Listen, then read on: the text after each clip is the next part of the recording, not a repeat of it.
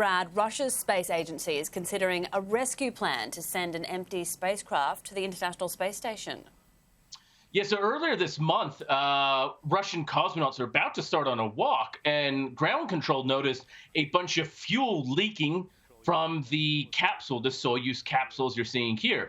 Now, it was quite shocking. There was a lot of fuel spilling out here. And this kind of raised, obviously, an issue, not only just what caused it, but how big of a leak is it and what may be the ramifications of it.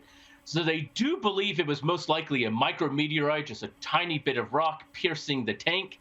Could have also been space junk. But what they now, after kind of a couple of weeks of not really saying so, is admitting, yes, this was so massive that is putting the risk of using this capsule again and potentially not allowing it to be used to return to Earth. So when an astronaut goes up, they go up on a capsule.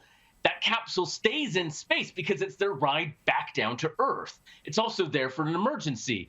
Now, and if it can't be used, they have no way back to Earth. They can't take another capsule because that's reliant on the other astronauts on a different mission.